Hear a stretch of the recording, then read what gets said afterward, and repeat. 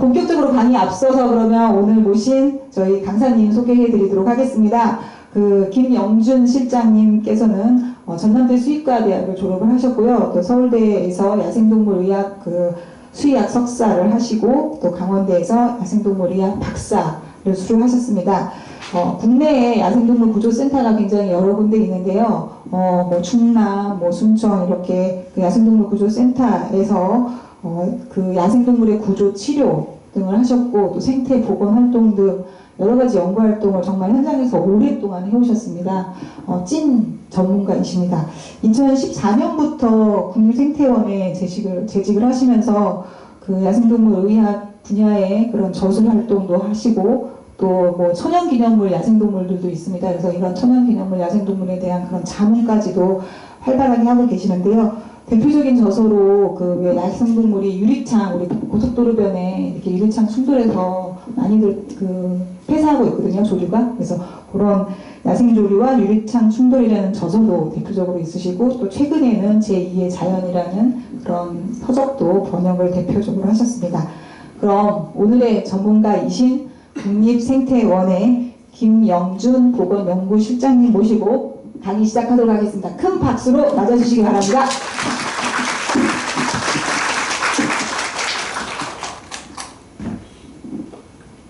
소개가 너무 멋있어서 감사합니다. 그 뒤에 잘 들리시나요?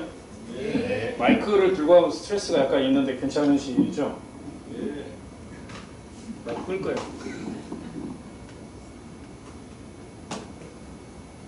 아까 그 원장님 와서 잠깐 뵙고 말씀을 좀 드렸는데 저는 이 멸종위험 보건센터가 저기 영양군이라는 데 있습니다.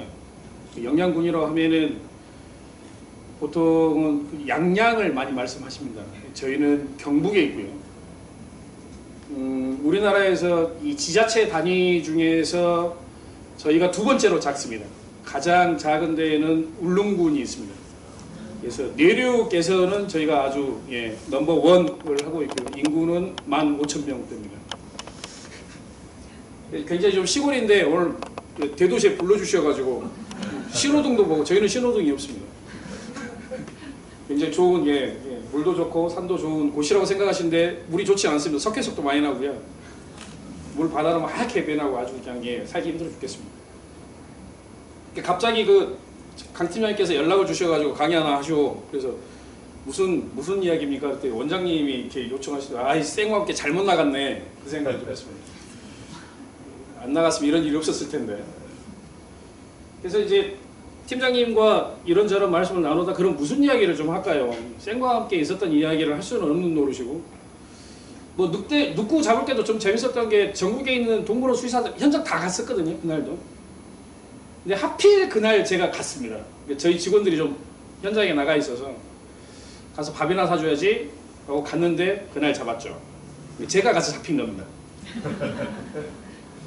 오늘 뭐 그런 늑구 이야기를 할 거는 아니고 그래서 오늘 좀 말씀을 나눌 거는 일반적으로 이제 인간과 야생이 만나면서 벌어지는 여러 가지 일들, 그 안에서 벌어지는 일부의 메커니즘, 또 아무래도 우리는 보건위생 쪽으로 일을 좀 하고 있으니까 이런 생태계가 무너지는 과정들이 어떻게 질병적으로 영향을 주고 또 궁극적으로는 저는 이제 이 슬라이드에 많은 내용들이 인수공통 감염병에 관련된 내용들이 포함되어 있습니다. 그러니까 저는 이제 생태계 쪽으로 일을 한 게 한 30년가량 좀 되는데요. 많은 분들이 그런 이야기를 합니다. 왜 이 자연을 지켜야 되느냐. 그러면은 이제 많은 걸 갖다 붙이거든요. 자연 생태계가 이런 서비스를 해주고, 뭐 동물들이 아름답고, 뭐 유럽 같은 경우에 일부는 그 야생동물의 고기가 산업화까지 가기도 하거든요. 그러니까 이거는 이제 하베스트라는 개념에서 보기도 하고. 이런 여러 가지 근거들 막 갖다 대는데 사실은 좀 논리가 좀 약한 부분이 굉장히 좀 많아요. 제가 최근에 이제 개발해낸, 최근은 아니고 꽤나 오래전부터 개발하던 논리 중에 하나는 이렇게 살다가 우리 작살 날걸? 이라고 했는데 마침 코로나19가 정확하게 우리를 다시 한번 가르쳐 준 적이 좀 있습니다. 생물 다양성을 지키는 것이 단순하게 환경을 보존하자라는 너무 당위적인 논리로 접근하기보다는 대중들에게 설득을 하기 위해서는 또 하나의 툴로서 우리를 지키기 위해서 환경 보존이 필요하다라는 이야기를 풀어나가는데 그 인수공통 감염병은 매우 효과적인 툴로서 역할을 할 수 있겠다라는 생각이 좀 들었습니다. 그래서 오늘 말씀드릴 내용은 복원의 현장과 이제 야생동물 증가 원인을 저한테 설명을 하시라고 이야기했어요. 야생동물이 엄청 많은데 어떻게 증가 원인을 설명을 할까 고민했습니다. 두 번째, 기후변화와 원해스의 관점, 뭐 어떻게 공존할 것인가, 그리고 마지막으로 이들을 마주쳤을 때 어떻게 행동하는 게 좋을까. 제일 마지막 거는 사실 좀 고민을 좀 했습니다. 여기에서 야생동물 조류를 빼놓고 몇 번이나 마주쳐 보셨죠? 뭘 왜 걱정하시는지. 네, 저는 뭐 많이 마주쳐 봤습니다. 뭐 멧돼지도 마주쳐 보고 곰도 마주쳐 보고. 네. 러시아 가가지고는 방금 싼 호랑이 똥 있는데 가가지고 거기서 노숙도 하고. 예. 그래서 고민이 좀 있었어요. 그건 나중에 말씀드리겠습니다. 저희 보건센터 좀 설명을 좀 드리면, 저희는 영양군에 가 있고요. 저희는 산이라고 생각하시지만 사실 영덕이 40분밖에 안 걸립니다. 예, 바다에 가까운 동네라고 생각하시면 되고, 저희 많이 나온 거는 저희 산나물 많이 나옵니다. 산나물 많이 영양고추 좀 많이 드셔주면 감사하고요. 저희는 14년도부터 17년까지 만들었고 멸종위기종을 다루기 때문에 국가 공무원 체계로 가려고 그랬어요. 근데 이제 기재부에서 안 돼. 산하기관으로 가. 그래서 법인 독립을 해서 생태원으로 편입이 돼서 지금 생태원이 지금 관리를 하고 있습니다. 시설은 엄청 좋습니다. 산골짜기가 다 있는데요. 네. 저기 끝에까지 걸어서 올라가려면 많이 힘듭니다. 네. 워낙 이제 언제 시간 나시면 여기 오시면 저희 은하수 막걸리 굉장히 맛있으니까 같이 드셔도 좋을 것 같습니다. 저희 기능 역할 뒤에 잘 안 보이실 겁니다. 저희들은 일반적으로 나중에 말씀드리지만 지금 우리나라 야생생물에서 282종이 멸종위기종으로 지정이 되어 있고 그 모든 걸 다 복원을 할 수는 없습니다. 왜냐하면 멸종위기종 중에는 호랑이, 표범도 포함되어 있거든요. 그거 복원 못하죠. 그래서 우선 복원 대상종이라고 선정을 18년 해놓은 게 있습니다. 그런 생물종들을 대상으로 해서 복원 사업을 좀 진행하고 서식지 평가들을 좀 진행하고 있는 그런 일들을 좀 하고 있습니다. 이 복원 현장에 대한 설명을 좀 드리려고 하는 거는 멸종위기종 관리 어떻게 하느냐, 그 다음에 이제 복원의 방향은 어떠하냐, 그 다음에 왜 우리가 이제 이런 복원들을 할 때 기본적으로 알아야 될 생물 다양성의 기본적인 프레임들을 좀 설명 좀 드리겠습니다. 국가보호종은 뭐 아시는지 모르겠지만, 그러니까 환경부라고 할 때 환경부는 멸종위기 야생생물을 가지고 있습니다. 그러니까 환경부가 관리하는 생물들이 굉장히 많은데 아주 일부를 아까 말씀드린 282종 뚝 떼가지고 요거는 국가가 관리합니다. 나머지에 있는 애들은 지자체로 다 넘어가져 있습니다. 그러니까 예를 들어서 여기에서 고라니를 포획을 하겠다 그러면 환경부 상관이 없어요. 그냥 서울시에서 허가를 받으시면 되는 거예요. 시스템이 그렇게 두 개로 딱 쪼개져서 국가관리종, 지자체 관리종으로 보실 수 있고요. 해양수산부는 이제 보호대상 해양생물을 83종 가지고 있습니다. 예전에 이제 문화재청이라는데 지금 이제 국가유산청이죠. 국가유산청에서는 자연유산법이라는 시스템으로 천연기념물을 쓰고 있고요. 보호 시스템으로 놓고 보면 이게 가장 오래된 겁니다.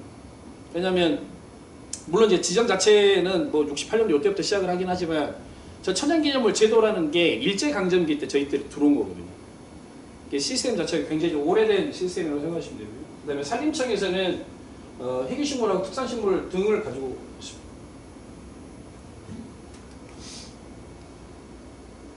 그래서 멸종위 야생생물은 꽤나 좀 오래된 그 과정들이 지금 거쳐서 이제 2005년도부터는 두 가지 카테고리를 일단 쪼개서 가고 있습니다. 근데 이게 지금 문제가 되는 게 뭐냐면, 혹시 IUCN이라고 들어보셨습니까? 세계 자연보전연맹이라고 하는 데는 조금 더 카테고리를 복잡하게 쪼개놨습니다. 그래서 뭐 8가지의 카테고리로 쪼개서 뭐 멸종, 야생 멸종, 그다음에 뭐 CRS, Critically Endangered, 그다음에 뭐 Endangered, 이런 클래스들이 다 쪼개져 있는데 우리는 2개로만 쪼개놨어요. 그래서 그게 좀 매칭이 안 되는 부분이 있어서 아마 다음번 개편 때는 이걸 조금 더 고도화시켜서 가야 되지 않을까 생각을 좀 하고 있습니다. 그리고 인천에 가면 국립생물장관관이라고 있는데 거기에서 이런 등급들을 갖고 있는데 우리도 레드 데이터, 레드 리스트라는 걸 가지고 있거든요. 그래서 그거와 같이 맞춰서 갈 생각은 지금 하고 있습니다.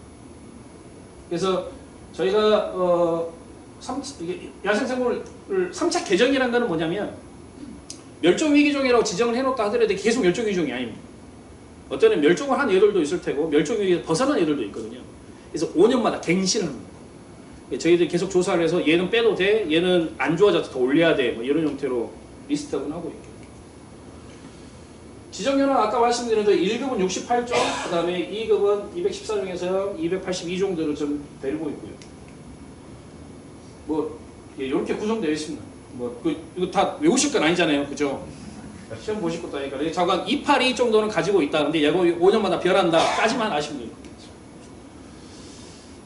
이제 이야기는 들어보셨을 겁니다. 예를 들어서 우리나라에서 단군 이래 최초로 야생생물을 복원해보겠다라고 도전한 게 반달가슴곰입니다.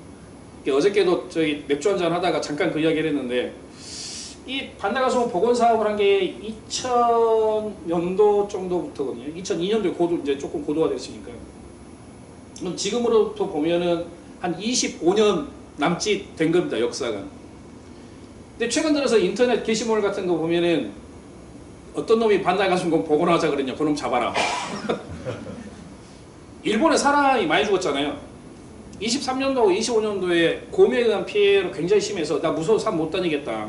왜 이러한 동물을 기껏 애써서 없애놓고 이제 복원하려고 하느니, 복원을 해놨냐, 누구냐, 잡아라. 이런 이야기가 나오고 있죠. 그러니까 25년 전에 저희가 좀 무식했던 것 같아요. 그러니까 사실은 논리적으로 하면은 저거 복원 못하는 생물종이었습니다. 그때 당시에는. 왜냐면 저런 맹수류를 복원하기 위해서는 굉장히 많은 노하우와 전문가들이 있으면서 같이 가져야 되는데, 굉장히 어려운 걸 먼저 손대기 너무 경험이 없어서 그랬던 것 같습니다.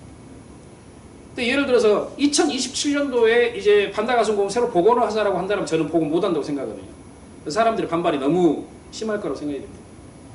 어쨌든 지금 단일종 복원으로는 반달가슴곰, 여우, 그다음에 황새, 그다음에 따오기는 이제 창녕에서 풀어서 지금 퍼져나가고 있습니다. 이런 것들이 이제 단일종 복원이라고 해서 이제 종을 하나씩 좀 풀어내는 그런 작업들을 좀 한 것이고요. 밑에 있는 거는 이제 저새 산양 흑두루미 같은 경우에 이제 뭐 증식을 막 시켜서 내보내는, 물론 이제 서울동물원 굉장히 많이 노력하셔가지고 뭐 저새도 좀 많이 증식을 시킨데 뭐 노력도 하셨고, 그 밖에도 뭐 낭비돌기도 좀 있고는 그렇습니다만, 이런 애들은 굉장히 숫자가 많이 늘어났습니다. 밑에 있는 애들은 예를 들면 지금 산양 같은 경우에는 드디어 농작물 피해를 지금 이야기하고 있습니다. 그러니까 일본에도 일본 산양이라고 있는데 걔는 천연기념물로 지정되어 있는데 걔는 살처분하고 있습니다. 천연기념물인데 살처분한 이유가 숫자가 늘어나서 농작물 피해를 이야기를 하고 있고요. 저새도 몇 년 전만 하더라도 이게 뭐 1000단위가 안 됐습니다. 한 20년 1000단위가 안 됐는데 지금 거의 8000단위까지 올라가 있고, 꽤 많은 지역에서 지금 번식을 좀 하고 있어서 궤도에 올라왔다 저희가 생각하고 있죠. 흑두루미 같은 경우에도 뭐 99년도에 뭐 71마리 이랬거든요. 우리나라에 있던 애. 지금은 한 4, 5천 마리 있습니다. 순천만에 주로 들어가긴 하지만 4, 5천 마리까지 올라왔습니다. 그래서 얘네들은 이제 개체군 관리 및 보호를 통해서 숫자를 늘린 그런 사례고, 위에 얘들은 직접 한 마리 한 마리씩 저희가 땀 뜨는 것처럼 이렇게 해서 이제 한 건데, 근데 그럼에도 불구하고 얘네들을 하는 과정에서 종에 집중은 했지 서식지에 집중하지는 좀 못했습니다.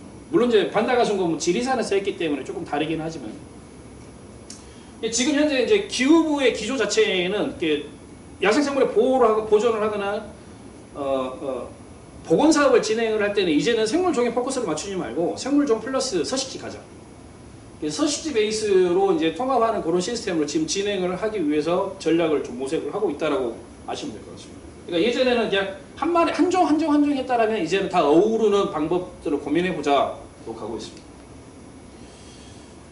생물 다양성의 3도 이제 요거는 나중에 이제 질병에 대한 부분으로 연계가 좀 되기 때문에 설명을 좀 드리려고 합니다. 우리는 쉽게 이제 생물 다양성 이야기를 하지만, 생물 다양성 크게 3개의 축으로 이루어져 있습니다. 하나는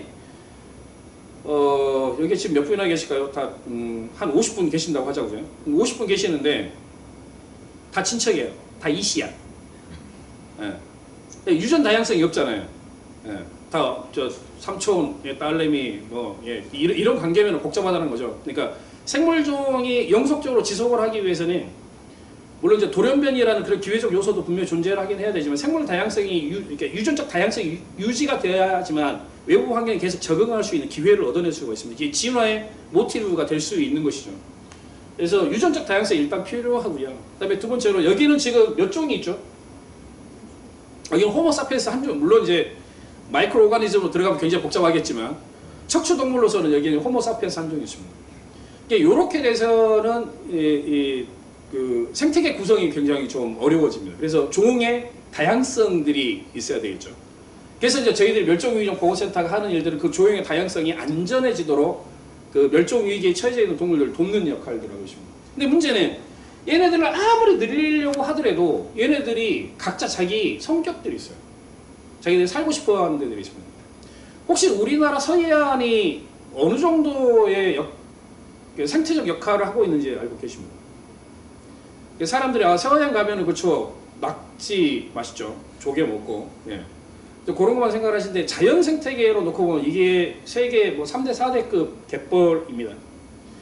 근데 갯벌이 왜 이렇게 중요하냐면 우리나라 조수간만의 차가 어마어마하게 큰 데가 서해입니다. 서해가 왜 조수간만의 차가 클까요? 동해는 안 크잖아요. 남해도 별로 안 크고. 왜 그럴까요? 대답 안 하시기로 한 거죠? 위에가 막혀 있어서 그렇습니다. 중국 발에 많이 막혀 있잖아요. 그러니까 조수 간만의 차 때문에 다리의 인력 때문에 이렇게 바닷물을 쭉 밀어넣는데 바닷물이 쭉 가는데 끝에 딱 막혀버리는 거예요. 그러니까 더 이상 갈 수가 없으니까 올라가 버리는 거예요. 동해안은 밀어도 위쪽으로 빠져나가거든요. 그러니까 동해안 아무리 밀어봐야 조수 간만의 차 1m도 채 못 나는데 인천 앞바다 같은 경우는 9m 이상씩 차이 나거든요. 이 미는 힘 때문에 그렇습니다. 그리고 예를 들어서 2만 년 전쯤에는 서해바다는 어떤 환경이었을까요? 마지막 빙하기였는데 2만 년 전에는 서해바다 없었습니다.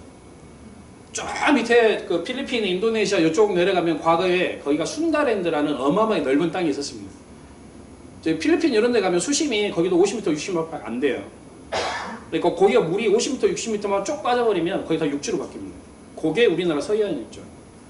우리나라 서해안이 이제 그러다 보니 완전한 평지가 과거에 이제 우리 서해바다 완전한 평지로서의 역할들을 하고 있었죠. 근데 그게 이제 지금 바다로 변했는데 문제는 바닷물이 쭉 밀었다가 빠졌다가 하면서 아까 말씀드린 5m에서 9m짜리 조수 간만의 차가 생기게 되면 어마어마한 갯벌이 만들어졌다 사라졌다 만들어졌다 사라졌다 하게 됩니다. 이 말씀을 길게 드리는 이유는 뭐냐면 그러니까 도요물대새와 같은 경우에 다리가 이만한 애도 있고 이렇게 긴 애들도 있습니다. 근데 그 다리 길이와 부리 길이에 맞춰서 살아가야 되는데 하나의 섹터만 딱 주게 되면 이게 고기만밖에 못 쓰지 않습니까? 근데 갯벌은 계속 이렇게 스캐닝을 하는 것처럼 이렇게 움직이거든요. 그러니까 얘들이 살 수 있는 면적, 그러니까 이렇게 짧은 애도 바닷물이 계속 움직이고 거기 따라서 움직이면 되는 거니까 계속 그 넓은 공간을 다 쓸 수가 있는 겁니다. 그렇기 때문에 그냥 서해안이 그냥 조수간만의 차가 뭐 크다 뭐 그런 게 아니라 굉장히 많은 생물군들이 살 수 있는 조건들을 계속 주는 그런 공간이기 때문에 중요합니다. 근데 저는 지금 갯벌로 말씀드렸잖아요. 갯벌도 있어야 되고 계곡도 있어야 되고 뭐 큰 바다도 있어야 되고 뭐 산림도 있어야 되고 들판도 있어야 되고 왜냐면 애들이 살아가는 공간들이 완전히 다르니까 그렇습니다. 소똥구리 이야기 들어보셨나요? 저희가 소똥구리 보건사업 하고 있거든요. 몽골에서 가지고 들어왔습니다. 근데 이제 가정을 해서 어저께도 이제 맥주 한잔 하면서 그 이야기 좀 했는데 그럼 소똥구리는 우리나라 한반도에 언제부터 살았을까요? 호랑이는 꽤나 오래 썼던 것 같고 조금 다른 이야기를 하면 사람은 언제부터 살았을까요? 호모사피엔스는 언제 살았을까요? 한반도 유입 언제 했을까요? 맥시멈 한 10,000년 보거든요. 근데 생물의 진화에서 10,000년은 정말 찰나의 순간입니다. 그럼 그 10,000년 바로 직전 한 15,000년으로 올라가자고요. 그럼 15,000년에는 소똥구리가 살았을까요? 소똥구리 뭐 먹고 살죠? 똥 먹고 살거든요. 근데 그냥 똥을 먹느냐? 사람 똥도 잘 먹는답니다. 사람 똥도 잘 먹어요. 근데 문제는 소똥구리는 똥을 2가지 타입으로 쓰거든요. 하나는 자기가 먹어야 돼요. 또 하나는 경단을 만들어서 거기다 알을 낳고 이게 땅을 파서 묻고 알을 낳는데 얘가 알을 별로 안 낳아요. 해봐야 한 마리가 생산해봐야 뭐 한 50개 정도 알 낳으면 수명이 끝나버립니다. 그러니까 엄청 어려운 애예요. 근데 과거에 이제 어마어마한 숫자가 있었던 거죠. 근데 왜 그럼 언제부터 있었을까? 우리나라에 있던 야생 생물의 똥으로도 먹고 살 수 있었을까? 근데 저희가 내린 결론은 그거였거든요. 없다. 안 된다. 왜냐하면 소똥구리가 모이기 위해서는 말똥이나 소똥이 있어야 돼요. 근데 인류가 들어오고 나서야 소가 유입이 되거든요. 말도 마찬가지로 우리나라 말 그렇게 많이 키우지 않았으니까. 그러니까 기본적으로 그러니까 소를 야생에서 방목하던 그 시기 때 얘들이 소를 타고 몽골에서 들어왔고 그 시스템이 무너지니까 얘들이 사라진 겁니다. 물론 살충제에 굉장히 민감한 생물종이긴 하지만 살충제도 역할을 했겠지만 밖에서 소를 안 키우면서 없어진 그런 생물종이고 우리는 앞으로 밖에서 소 안 키울 겁니다. 이 환경에 소똥구리가 과연 야생에 살아남겠느냐 이게 복원이냐? 소똥구리 연구자들은 상처받죠. 제가 이런 이야기 하면. 근데 우리 한번 생각해보자라는 그런 이야기입니다. 이게 무슨 이야기냐면, 그러면 소똥구리는 왜 산으로 못 가느냐? 소똥구리가 똥을 이렇게 경단을 만들 만한 똥의 규모가 있는 게 별로 없어요. 해봐야 멧돼지입니다. 근데 멧돼지 동전처럼 똥을 싸거든요. 물론 이제 그것도 만들 수는 있겠지만, 근데 문제는 멧돼지가 들판에 잘 안 내려와요. 산에 있잖아요. 근데 산에 있는데 이 소똥구리는 또 햇볕을 그늘을 싫어해요. 햇볕 있는 데로만 또 이렇게 완전히 개활지 있어요. 생각을 해보세요. 내가 소똥구리인데 산에 올라가지고 멧돼지 똥 만나면 경단 만들어야지. 경단 막 만들어야 굴러가요. 산 밑으로. 그럼 그거 따라갈 수 없잖아요. 그러니까 원래 우리나라에는 이 산림이 많은 지역에서는 원래 소똥구리가 굉장히 못 살았던, 이 저지대만 살았던 그런 생물 중이죠. 이 말씀 길게 또 드린 이유가 뭐냐면 서식지 다양성에 대한 이야기를 드리고자 하는 거예요. 걔들이 이 종이 살기 위해서는 종이 살 수 있는 공간이 다양해야 된다는 거죠. 그래서 이 생태계의 다양성들이 존재를 하는, 종의 다양성, 유전적 다양성, 종의 다양성, 그다음에 생태계의 다양성 세 개를 우리가 합쳐서 생물 다양성입니다. 근데 문제는 이것들이 단순해져 가고 있다는 게 지금 현재 가장 큰 문제겠죠. 요 이야기를 혹시 들어보셨는지 모르겠습니다. 그러니까 야생생물을 공부를 하면 요 이야기를 좀 길게 지금 서두에서 길게 빼는 이유는 뭐냐면 이게 인수공통 감염병에 연계가 돼서 그렇습니다. 그러니까 야생생물을 크게 두 개로 쪼갤 수가 있으면 하나는 스페셜리스트, 하나는 제너럴리스트. 그러니까 스페셜리스트는 좀 까다로운 애들이야. 네, 편도 까다롭잖아요. 대나무만 먹고 다른 거 잘 안 먹어요. 네. 그러니까 이렇게 그 생태적 지위 자체가 굉장히 좁은 애들은 전문종, 예를 들어서 호랑이도 굉장히 전문종이거든요.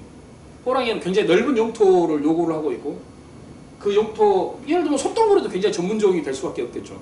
특정한 배설물과 완전히 개방되어 있는 환경이 아니면 못 살아 라고 주장해버리는 거니까. 그러면 소똥구리를 이야기했으니까 한켠에 다른 이야기 해보자고.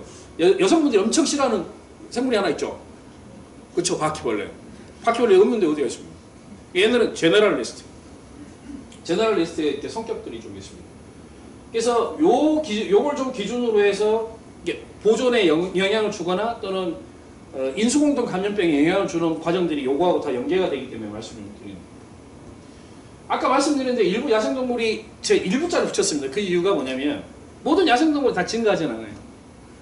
예를 들어서 천수만을 굉장히 크게 만들었지 않습니까? 거의 원래 다 갯벌이었잖아요. 천수만을 만들었는데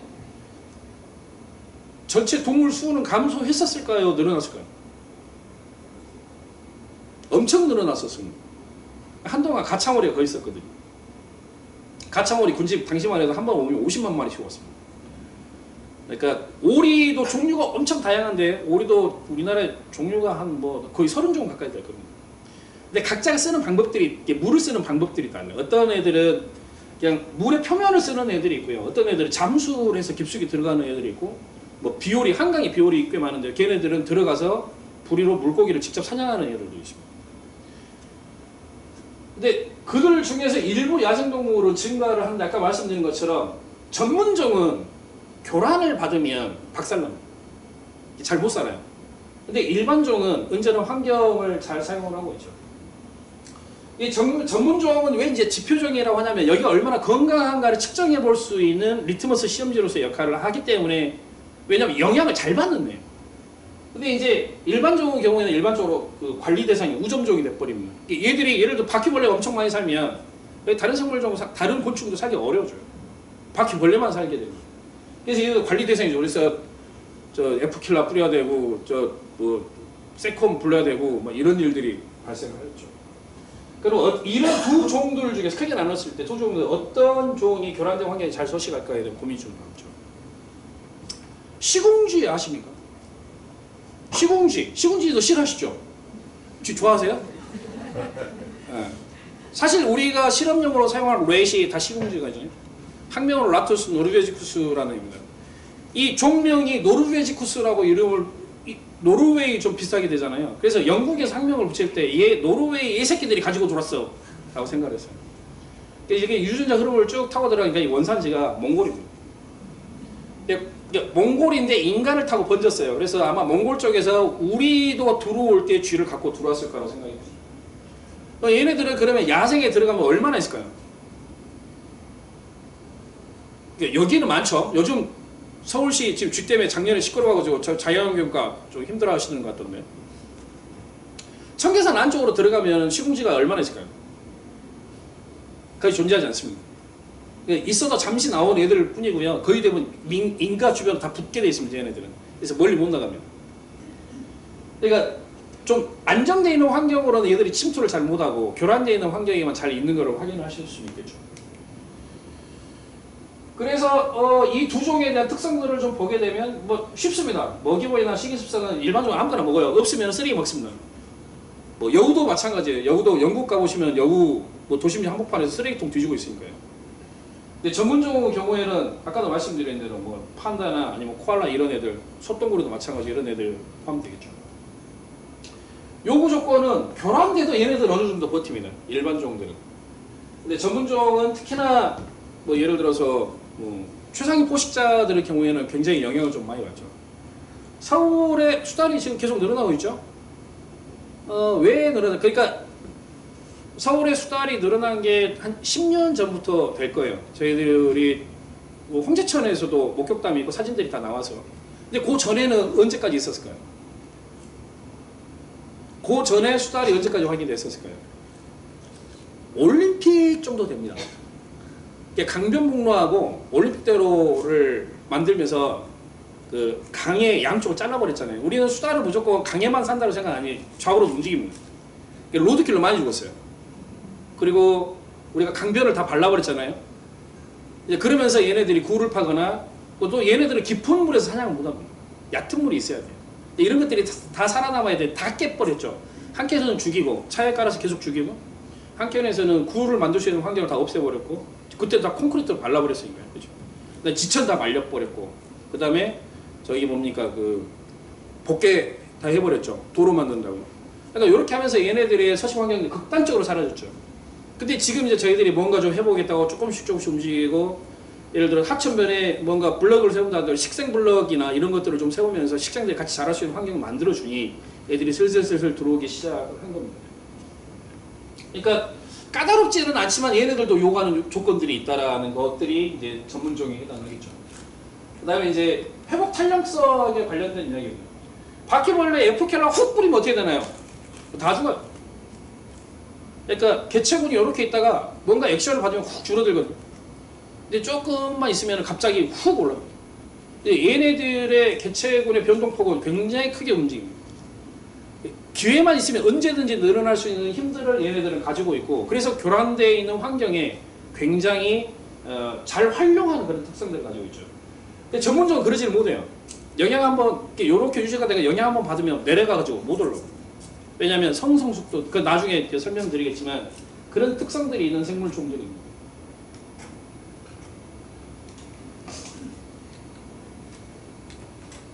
그리고 이제 그 진화적이나 개체군 동태 특성 아까 말씀드린 대로 지역적 절멸이 이제 그런 형태로 왜냐하면 특정 환경과 공진화를 해올 가능성이 굉장히 높은 그런 생물 종이기 때문에 아까 뭐 소똥구리 설명드렸던 그런 것도 마찬가지입니다. 두 번째 주제로 넘어가서 이제 요 앞에 있는 것이 일단 밑밥을 깔아놨습니다. 그러니까 특정 야생동물이 왜 늘어나는가? 그러니까 특정 이렇게 모든 야생동물이 늘어나는 게 아니라 예를 들면 원장님 뭐 보셨을 테니까 지금 멧돼지 늘었잖아요. 서울시 멧돼지 늘었거든요. 서울시 멧돼지 늘었는데 또 멧돼지 왜 자꾸 내려올까요? 그렇죠. 먹이가 없어서라고 이야기를 하거든요. 그러면 먹이를 주면 되잖아요. 그럼 먹이를 사다 주자고요.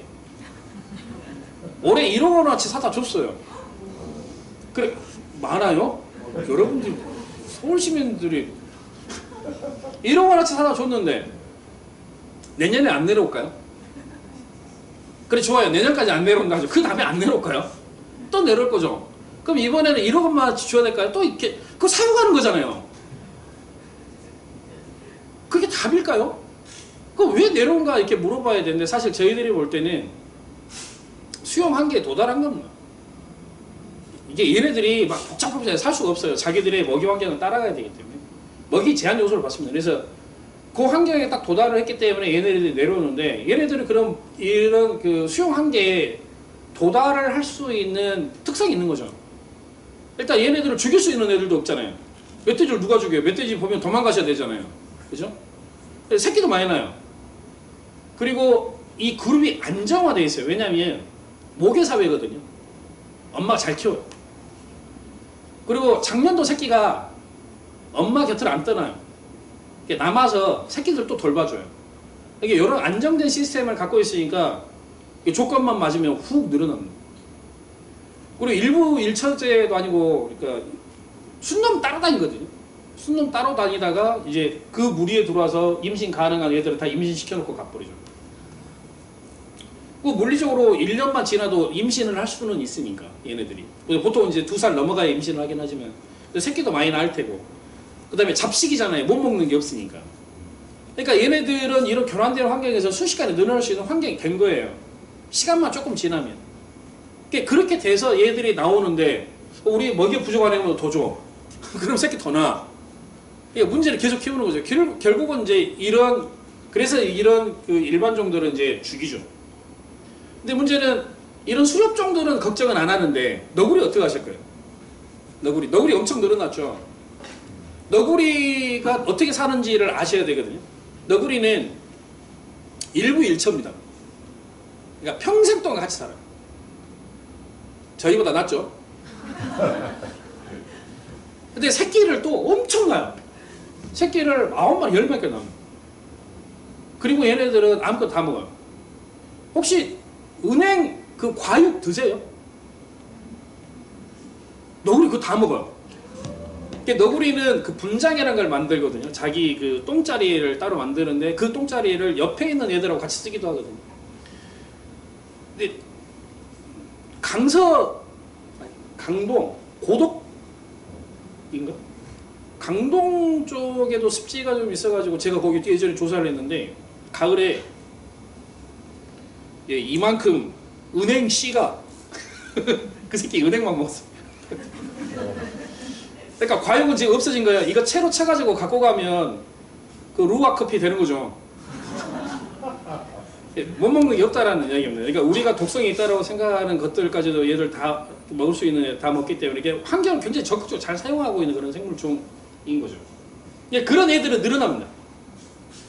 근데 예를 들어서 스페셜리스트들, 예를 들면 뭐 북악산이나 이런 데 바위로 된 데를 올라가시면 한 10년, 15년 전까지만 하더라도 그 바위종달이라는 새가 살았거든요.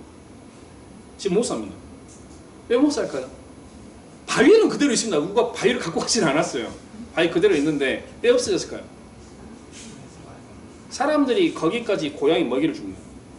고양이가 다치고 올라가. 예전에는 못 치고 올라갔어요. 그러니까 큰 산들이 있는 데를 가보면 절이 있잖아요. 집이 있고 절이 있는 데까지 까치가 들어갑니다. 거기에서 벗어나면 얘 죽어요. 고양이도 거기까지 들어갑니다. 그러니까 인류가 계속 뭔가에 그런 교란 행위를 하는데 우리는 그런 의지를 가진 적은 없기 때문에 우리가 바위종다리를 죽이려고 고양이 먹이를 준 건 아니잖아요. 근데 결과론적으로는 그렇게 되는 거죠. 근데 바위종다리는 이름 그대로 바위가 있는 지역에 살아야 돼요. 근데 그런 서식지에서는 분명히 없어지는 거죠. 그래서 종의 다양성, 아까 말씀드린 이렇게 개체수는 늘어날 수는 있어요. 멧돼지 개체수 늘어났고 너구리 개체수 늘어났고 족제비 개체수 늘어나고 시궁지 개체수로 늘어났죠. 시궁지가 야생동물이라고 생각해 보신 적 없으시잖아요. 근데 저희들은 침입 야생동물로 보고 있거든요. 저희들이 볼 때는. 그리고 솔직히 말하면 들판으로 나오는 고양이도 침입 야생 외래 생물 종으로 보고 있습니다. 근데 어찌됐건 그런 애들은 굉장히 폭발적으로 늘어나죠. 근데 이제 그렇지 않은 다른 생물종은 엄청나게 이게 위축이 되거나 절멸하거나 사라지는 그런 일들이 계속 발생합니다. 야생동물이 늘어나긴 늘어나는데 일부 애들만 늘어난 겁니다. 요거를 조금 더 밸런스를 어떻게 잡아줄 거냐에 대한 고민들이 지자체도 같이 갖고 갈 필요가 있겠다는 생각입니다. 두 번째로 기후변화와 이제 원헬스 관점에서 생태 보존의 중요성에 대한 설명 좀 드리면, 이거 복잡하게 다 설명할 필요 없잖아요. 뭔지 다 아시잖아요. 원헬스라는 게 뭔지. 예전에는 사람 보건적 일 따로 하고, 가축 위생 따로, 가축 전염병 따로 관리하고, 환경 쪽은 아무도 안 하고, 뭐 이런 거였잖아요. 이제 그러다가 2003년도 겨울에 빵 터지죠. 2003년도 겨울에 우리나라의 최초로 고병성 조류 인플루엔자가 야무지게 터집니다. 근데 그때부터 농림부는 야 철새다, 보존하는 쪽 입장에서는 야 무슨 개소리를 하고 있어. 너네가 질병, 너네가 위생 조건이 나빠가지고 거기서 저 병원 쏘니 그 병원 쏘돈 거잖아. 어떻게 병에 걸린 애가 수천 킬로미터를 날아서 여기로 오니.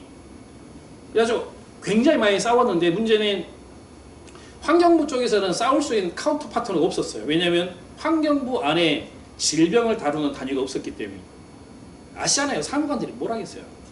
행정사무관이.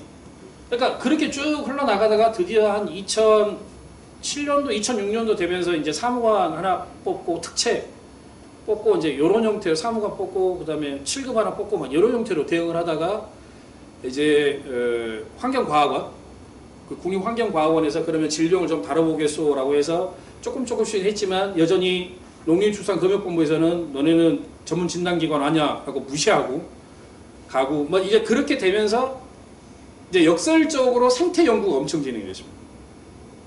농림부에서는 이 불을 꺼야 되겠는데 환경부 잘 안 움직여. 그러니까 우리 돈 쓸 거야. 그래서 그때부터 농림부가 야생조를 잡아가지고 위치 추적 장치 달고 연구를 시작했던 거예요. 유사 이래로 야생조를 특히나 오리류에 대한 연구가 진행이 된 거는 질병 때문에 그렇습니다.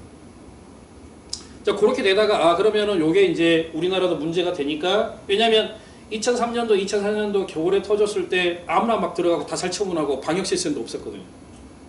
나중에 확인해 보니 항체 흔적들이 나왔고 당시 그 막 닭 농장에서 키우던 개들 막 죽고 그랬었거든요. 왜냐면 그걸 몰랐으니까 닭 죽은 애들 그냥 개사료로 줘버리고 먹고 죽고 고양이 감염되고 막 그런 일들이 벌어졌었죠.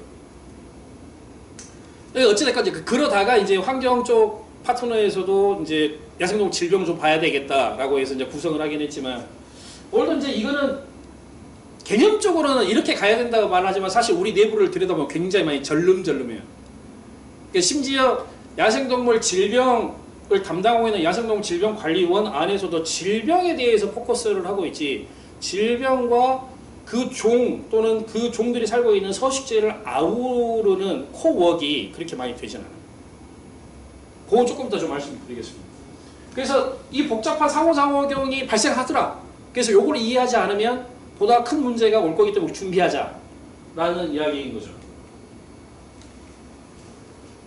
그래서 아까 말씀드린 것처럼 인간, 동물, 환경의 상호 의존성에 대해서 이제 이해를 했고 이제 다학제적으로 접근을 좀 해보자고 계속 이야기를 하고 있는데 여러 번 제가 일수공통 감염병 뭐 대책위원회 저도 이제 몇 번 들어가 봤었는데 그렇게 시너지가 나는 일들이 잘 벌어지는 않습니다.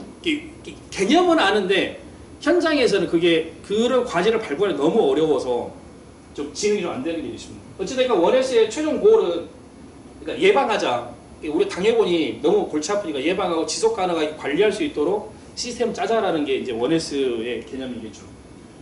그럼 이제 원에스를 우리가 들여다볼 때 저는 이제 질병 전문가도 아니고 생태 전문가는 아닙니다. 근데 겉절이 그냥 일반인인데 조금 많이 하는 일반이라고 생각해 주시면 됩니다. 그래서 여기에 무슨 반론이 있으시면 여러분이 맞습니다.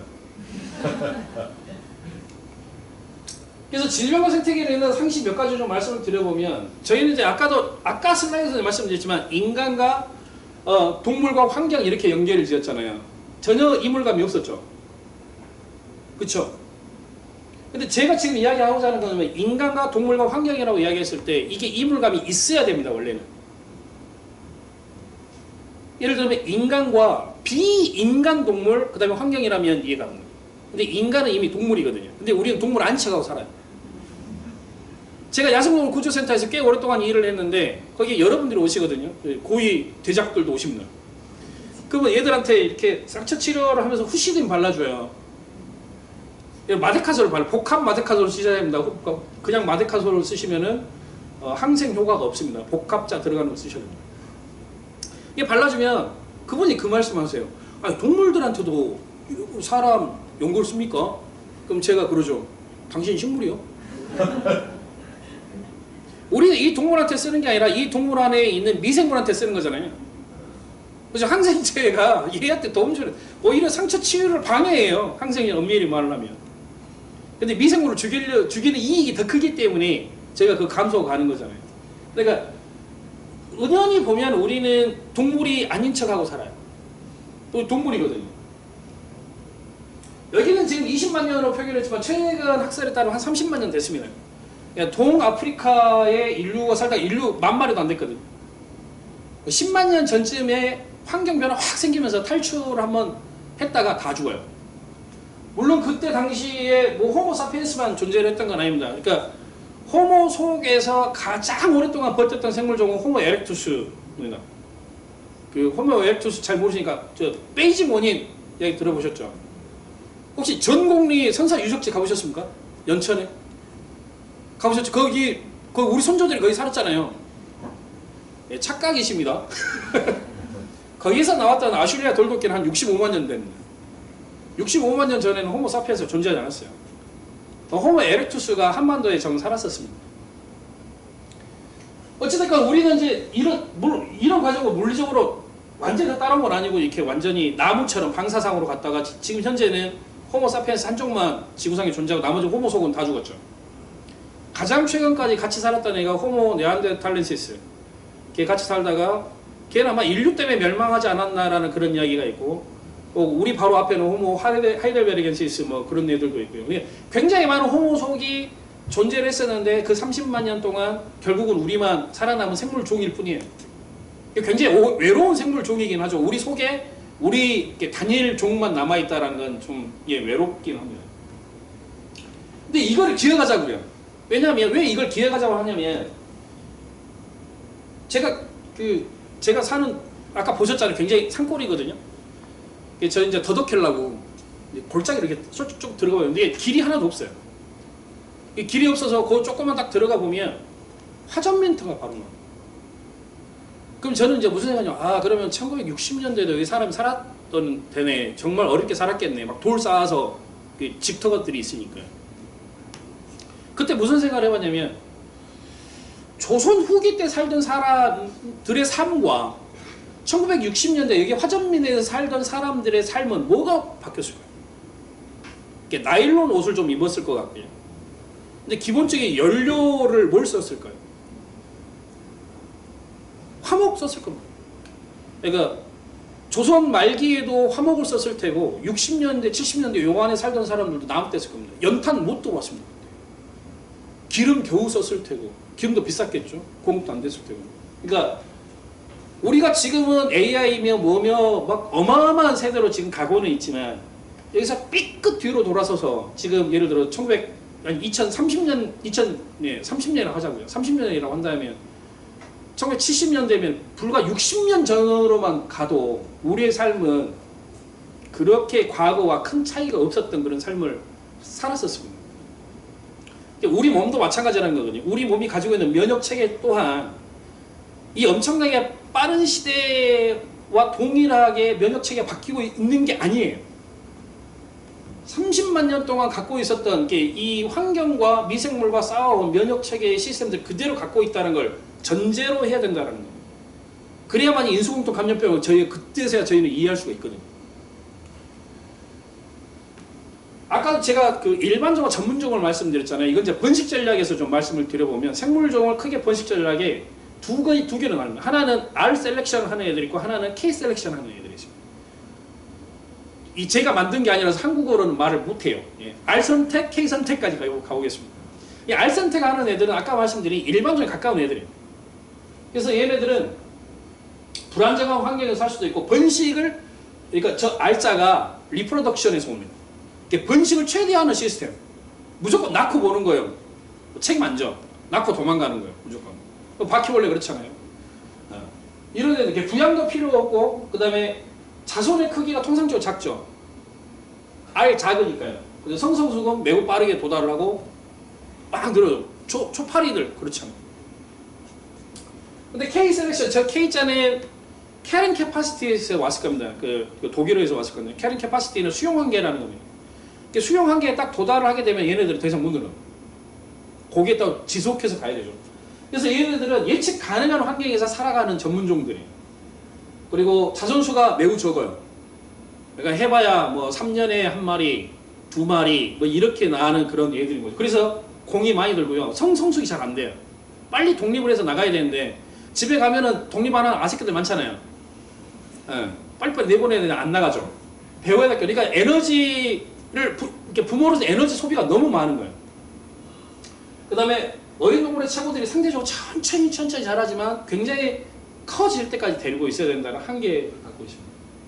그래서 개체군의 크기는 아까 말씀드린 대로 수용 한계까지 딱 도달하게 되면 아까 저기 R 셀렉션 하는 애들은 이렇게 막 움직이거든요.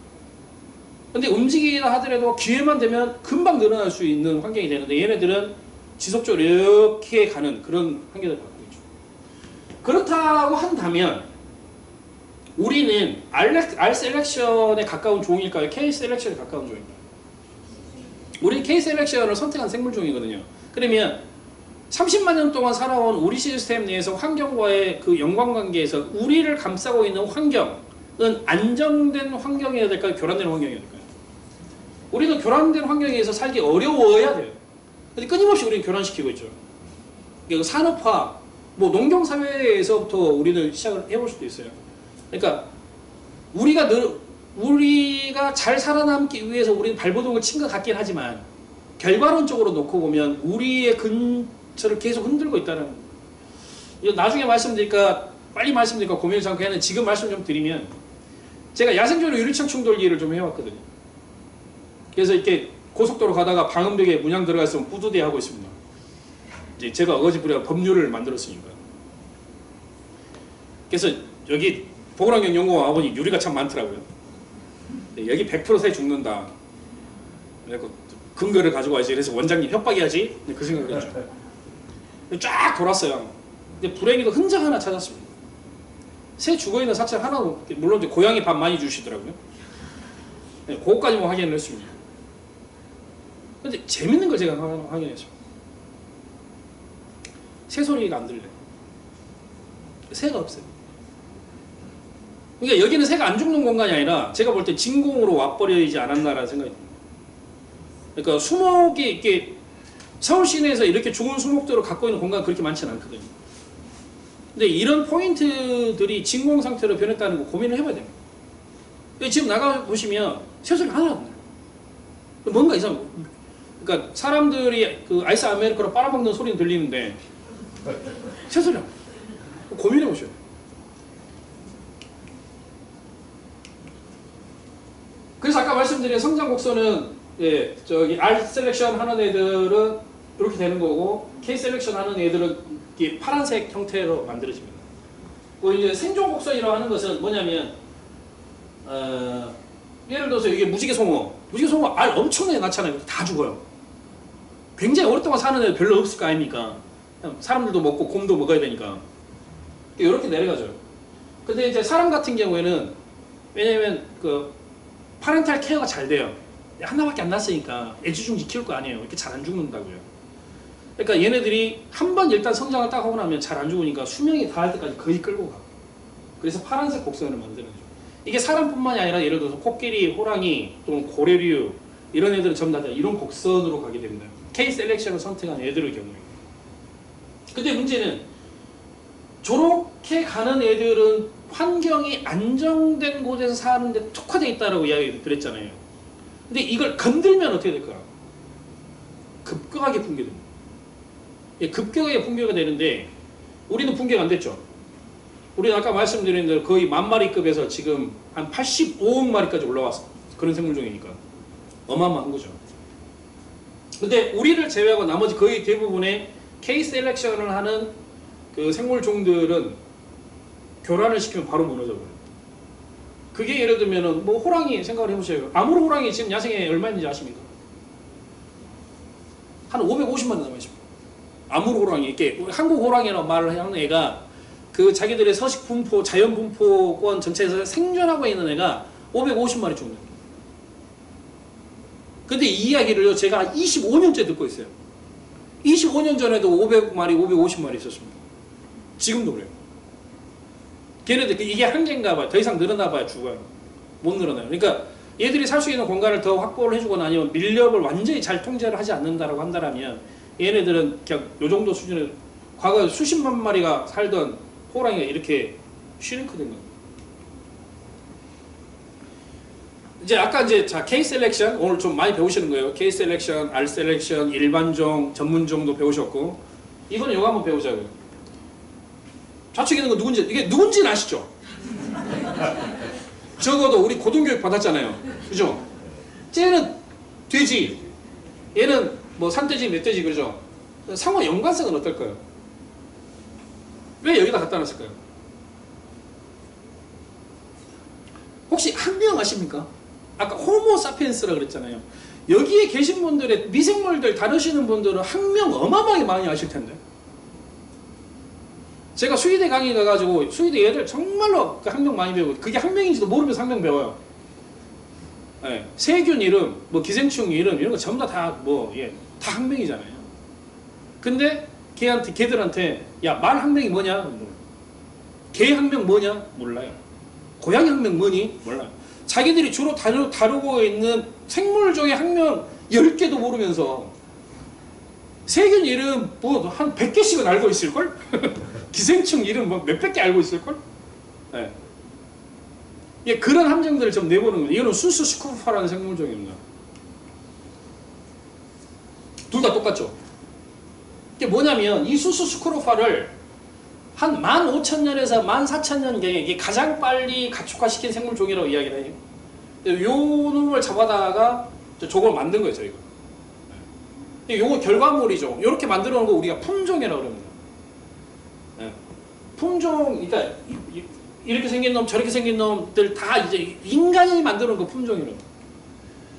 그럼 얘는 누굴까요? 이제 학습이 됐으니까 얘는 이제 아시겠죠? 얘는 누굴까요? 예, 그렇죠. 우리 저 로스 먹는 오리. 네. 지보리라고 표현하죠. 그럼 얘는 누구죠? 아니, 고병원성 조류인플루엔자 다뤄야 되니까 청동오리인 거 아시잖아요. 그죠? 근데 왜 같이 붙여놨을까요? 같이 학습했잖아요. 그죠? 얘를 얘한테서 가지고 온 거예요. 근데 우리는 얘만 딱 얘 누굴까요? 라고 문제 내자면 못 맞추시니까 제가 이렇게 해드린 거예요. 얘가 떨어진 게 아니에요. 어마어마한 과정을 거쳐서 여기까지 온 거거든요. 둘 다 그 아나스플라티링커스라는 그런 생물종입니다. 근데 이 아나스플라티링커스인데 얘가 야, 너 뭔 근거로 그따구 소리를 하고 있니? 보면 요 윗꼬리 덮개시에 말려있죠. 말려있는 특징이 있죠. 이렇게 색깔도 다르고 뭐 체형도 다 다른데 윗꼬리 덮개시에 요거 두 개가 말려있습니다. 근데 얘 보잖아요. 얘 말려있죠. 얘 순놈이에요. 얘 순놈. 그러니까 돌아다니시면서 보시면 됩니다. 저거 말려있는 저 순놈이네. 왜냐면 저걸 우리가 선택을 안 했어요. 이게 선택의 결과거든요. 이 인위적 선택의 결과가 누적돼서 품종이 만들어지는데 저 꼬리가 감기는 거는 우리가 먹고 사는 거랑 상관이 없어요. 우리는 가슴이 빨리 크고 날개가 작아서 못 도망가야 되고 이런 게 우리의 개발 목표고 알라야 되고 이런 게 개발 목표였던 거죠. 근데 저 윗꼬리 덮개를 없애겠다는 의지를 갖진 않았어요. 그래서 불행이 더 남아있습니다. 그래서 아나스플라티링커스, 왜냐하면 이 생물종의 특징이 이거예요. 못 보셨겠지만 청동오리만 이렇게 말려있습니다. 얘는 누굴까요? 이제 퀴즈 내겠습니다. 얘는 누구죠? 모르세요? 얘 누군지? 치킨? 얘 치킨 맞아요. 치킨이에요, 치킨. 그러니까 치킨보다 우리가 조금 전문적으로 파울이라고 하죠. 그래서 얘는 레드 정글 파울이라고 부릅니다. 토종닭이잖아요. 그죠? 좀 많이 못 먹은, 좀 얇은 토종닭. 얘는요? 그 장닭이잖아요. 얘 맞아요, 장닭이에요. 근데 제가 이번에 문제를 내고 좀 이렇게 스위칭 시켜놓은 겁니다. 얘가 암컷이고요. 얘가 수컷인 야생입니다. 레드 정글 파울이라고 얘네들은 야생에 살고 있어요. 그러니까 닭은 인류 역사에서 굉장히 늦게 가축화를 시켰어요. 한 7,000년 정도 됐나 봐요. 왜냐면 야생에 가서 잡아먹으면 됐어요. 그러니까 게으른 사람이 나타나는 거죠. 아, 가기 싫어. 잡아다가 묶어놓을래. 네, 그 과정에 거쳐서 지금 꿩은 그 과정에 있잖아요. 한참 더 가야 될 거예요. 꿩은 워낙 성질이 더러워서. 얘들 이렇게 살아요. 야생에서. 지금 이제 예를 들면 얘들이 인도를 베이스해서 태국 쪽, 또 이제 뭐 필리핀 이런 데 다 도입되어 있습니다. 근데 필리핀 가보면은 그 쌍닭 키우잖아요. 필리핀 투개 많이 해요. 쌀떡 보면 저런 비슷하게 생겼습니다. 그 결과가 이거죠. 자, 이제 고병원성 조류 인플루엔자를 생각을 해보자고요. 얘네들한테 고병원성 조류 인플루엔자 들어갈 기회가 있을까요, 없을까요? 레드 정글 파울이에요. 정글에 살아요. 정글에 고병원성 조류 인플루엔자가 들어갈 수 있는 기회가 있을까요, 없을까요? 고병원성 조류 인플루엔자는 아까 보였던 청둥오리와 공진화를 했습니다. 청둥오리 안 죽어요. 청둥오리 고병원성 조류 인플루엔자 때려도 거의 안 죽어요. 일부는 죽을 수는 있겠는데 통계적으로 놓고 보면 꽤 많은 수가 살아나고 있어요. 근데 얘네들한테 만약에 들어가면 어떻게 될까요? 죽어. 100% 죽어요, 얘네들. 꽝도 바로 죽어버리고. 왜냐면 바이러스 입장에서 얘네들은 쓰레기예요. 있어도 되고 없어도 되는 애들이기 때문에 얘들은 옵션이 옵션. 또 다른 옵션이 있죠. 비둘기, 앵무 이런 애들 들어가 봐도 감염이 안 돼요. 고병원성 조류 인플루엔자에 거의 영향을 잘 안 받습니다. 그러니까 지속해서 자연숙주 형태로 계속 갈 수 있는 애들이 있고, 예를 들어서 수리봉이나 맹금류를 비롯한 수리봉이 뭐 이런 애들 다 뭐 이런 애들은 종말 호스트예요. 터미널 호스트라서 들어가면 다 죽여버려요. 그리고 또 한쪽은 그냥 뭔 일이 있었는데 이거죠. 세 가지 트랙으로 가게 되는데, 요렇게 키우면은 감염도 기회도 없지만 들어가 봐요. 요 세 마리 죽고 끝납니다. 이렇게 만들어 놨잖아요. 그러니까 여기들은 한꺼번에 다 쓸어버려요. 근데 이거는 이제 산업적인 피해지만, 아까 말씀드렸던 것처럼 이제 예를 들어서 아까 보여드린 얘로 가게 되면 얘 산업적 피해, 이제 아프리카 돼지열병 인수공통은 아니기 때문에, 그럼에도 불구하고 신종플루 기억나십니까? 신종플루 언제 유행했죠? 2009년도에 유행했습니다. 2009년도에. 이름이 왜 신종플루일까요? 보건복지부가 신종플루 이름 붙였어요. 왜 신종플루일까요? 그래서 제가 신종플루 이름 딱 붙이니까 뒤에서 피식 웃었죠. 그러면 다음에 나온 거는 신신종이요? 왜냐면 또 나올 거니까요. 그러다 뭐 신신에도 나오고 그러겠죠. 이게 이름을 완전 엉뚱하게 붙여놓은 거예요. 신종플루라는 말 자체가 완전히 엉뚱한 거거든요. 왜 신종플루 이름 붙였을까요? 맨 처음에 돼지 독감이라고 불렀습니다. 그게 멕시코 돼지 농장에서 시작을 했던 인플루엔자 A 바이러스 H1N1. 그게 미국으로 들러붙은 다음에 전 세계로 훅 번졌거든요. 그래서 맨 처음에 우리나라에 들어오니까 돼지 독감이라고 붙였더니 양돈 농가에서 난리가 났습니다. 돼지고기 안 팔린다고. 근데 인수공통 감염병이었거든요. 그게 난리가 납니다. 그래서 하도 시끄러우니까 그러면 신종플루 이름 바꿔라 하고 바꾸는 거죠.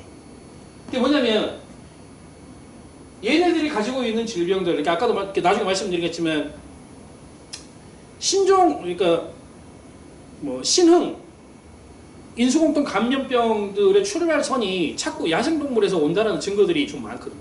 적어도 60% 정도는 온다라고 계속 이야기를 듣고 있는데, 아까도 제가 모두에 말씀드렸잖아요. 여기에 사시면서 야생동물 만나본 사람이 있냐고요? 혹시 너구리 뒷다리라도 잡아보셨어요? 네. 그러니까 여기는 그나마 특화되어 있느라 조금이라도 만져보는 사람이 있겠죠. 거의 대부분 그럴 일이 없죠. 근데 문제는 전염병으로 일단은 누군가에게 들어와서 이제 번질 테니까. 근데 그 포인트 중에 야생동물을 통해서 들어올 가능성은 낮아요. 야생동물이 갖고 있는 질병은 들어오겠지만 야생동물을 통해서 직접 들어올 가능성은 다소 낮습니다. 그럼 누구를 통해 들어오느냐? 얘들 통해 들어옵니다. 얘하고 같은 종이니까 유전적 면역 능력 자체도 똑같은 거예요. 근데 얘네들은 우리 주변에 항상 있잖아요. 얘들을 통해서 넘어올 개연성이 높아서 말씀을 드리는 거예요. 생물 다양성의 감소는 뭐 어마어마하죠. 그냥 수치적으로만 보여줘도 야생동물 0%밖에 안 됩니다. 조류 마찬가지고요. 이게 이제 감소폭입니다. 육상 포유류는 83%가 이미 다 감소됐고요. 그 다음에 양적으로만 계산을 해봐도 과거에 뭐 만년 전에 이 정도였는데 지금 현재로서는 뭐 찌끄레기 남아있죠. 공간이 없어요. 예를 들면 고라니 이야기 잠깐 할게요. 고라니를 우리가 수렵하거든요. 한국에서. 몇 마리 정도 1년에 잡을까요? 어차피 모르시니까 그냥 맞추세요. 1000마리요? 1000마리 나왔습니다. 자, 경매 부처 10,000마리 방금 말씀하신 것 같아요. 예, 10,000마리까지 나왔습니다. 올리셔도 되고 내리셔도 10,000마리 좀 예. 한번 맞춰보세요. 수리업으로 총으로 쏴서 잡는 거. 예? 1년입니다. 우리나라 전역에서. 시간이 없으니까 빨리 할게요. 15만에서 18만 마리 정도 잡습니다. 로드킬은 저희들 추산으로 5만에서 8만 정도 죽습니다. 그럼 인류가 우리가 직접 통제하는 수량만 한 20만 마리 정도는 죽입니다. 예, 서울 시민들 이래서 안 돼요. 야생을 몰라. 그러니까 이런 애들은 이렇게 그렇죠. 그러니까 이게 깜짝 놀라시잖아요. 그러니까 얘들이 적어도 우리나라에 현 시점에서 한 60만 마리 이상은 존재해야, 왜냐면 야생동물도 걔를 좀 잡아먹고 걔를 자연수명에서 죽고 뭐 그런 것도 다 계산을 해봐야 되니까 우리가 죽이는 것만 20만 단위고 또 야생에서 죽는 것도 한 10만에서 15만 이렇게 포함한다면 35만 정도는 죽어야 되거든요. 그럼에도 불구하고 고라니는 안 줄어들고 있잖아요. 그걸 벌충할 수 있는 힘들이 얘들은 있죠. 왜냐면 6월달에 태어나서 12월달이 되면 암놈이 새끼를 가질 수 있어요. 그리고 첫 해는 좀 그렇지만 그 다음 해부터는 얘네들이 3마리에서 4마리가 새끼를 낳는다. 그리고 행동 구역이 엄청 짧아요. 제가 추적한 애는 직선으로 500m 구간인데 6개월 동안 밖으로 안 나왔어요. 이게 그 정도의 먹이만 갖고 살 수 있다는 거예요. 이게 복잡하게 살 수가 있어요. 얘들이. 그리고 배타적이지 않아요. 여기 들어오면 죽어 이걸 안 해요. 이거 오버랩 될 수 있죠. 그런 것까지 계산을 하게 되면, 그래서 과거에 고라니는 복장노루라고 이름을 붙였어요. 그런 시스템이 있기 때문에 얘네들이 버티는 거예요. 근데 예를 들어서 노루를 시스템을 갖다 놓는다 그러면 노루는 매우 빠른 속도로 사라지겠죠. 노루를 우리가 이 정도 강도로 통제를 하면 노루는 멸종이 좀 돌아갑니다. 왜냐면 노루는 한 마리, 두 마리밖에 안 나요.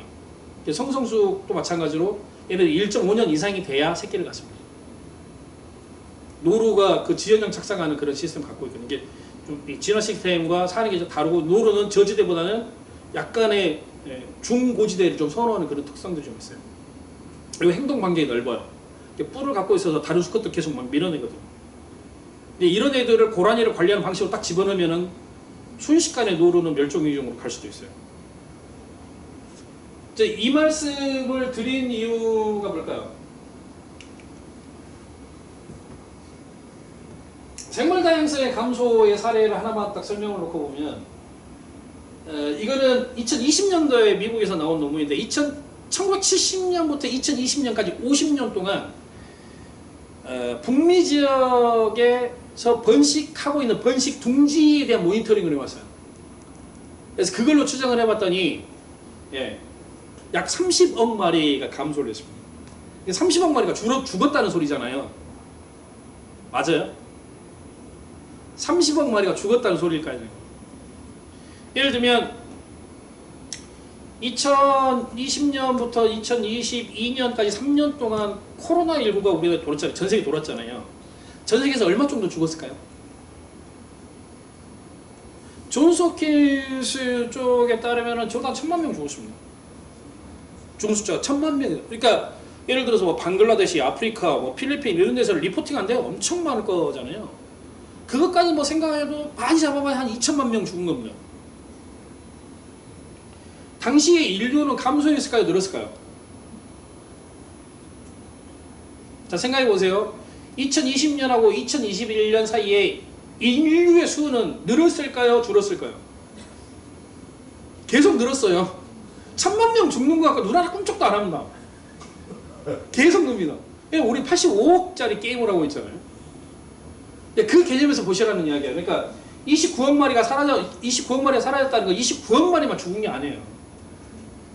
어마어마한 숫자가 죽어야 쟤들이 감소해요. 이거 결과일 뿐입니다. 그래서 뭐 별하별 그 리포팅이 많습니다. 지난 10년 동안이니까 예를 들면 2010년에서 2020년도까지 얘네들이 뭘 하냐면, 북미 대륙이 워낙 크니까 철새들이 날아갈 때 때를 지어서 훅 날아가거든요. 이게 워낙 때 규모가 크니까 그거를 기상 레이더로 봅니다. 기상 레이더로 보면 얘네들의 움직임을 다 추정을 할 수가 있거든요. 근데 그 구름의 크기를 측정을 해봤는데 14%가 줄어들었어요. 10년 동안. 구름의 크기를 측정을 해봤대요. 그 이유는 이제 서식지 파괴, 질 감소, 뭐 파편화, 저독성 농약 혹시 들어보셨어요? 집에서 내가 다이소에 상추 사다 심어봤다. 집에서 농경을 내가 좀 해본다. 상추 씨앗 사다가 1,000원짜리 사다가 심어보잖아요. 저는 시골 사람이라 심는데 상추 그 봉투 뜯어가지고 씨앗을 딱 빼면 씨앗이 길쭉길쭉 하거든요. 근데 금속으로 번쩍번쩍 빛나요. 그 녹색으로 번쩍번쩍 빛나거든요. 그게 저독성 농약 코팅이노. 이게 우리가 엄청나게 저독성, 이게 네오니코티노이드라는 계열의 약물인데 저게 이제 뭔 질환을 하냐면 안 죽여요. 얘들한테 생물 농축이 일어나게 되면 지방 축적을 방해합니다. 그래서 먹어도 배가 고픈 시스템을 가요. 근데 문제는 장거리 이주를 하는 철새들, 예를 들어서 호주에서 우리나라로 다이렉트로 날아오거든요. 그래서 얘네들은 체중을 한 300%까지 올립니다. 정상 체중에서. 근데 뭐까지 하냐면 간도 줄이고요, 위도 줄여요. 사이즈를 다 줄여버리고 거기다 지방을 와 채워놓습니다. 그래가지고 일주일 날아오거든요.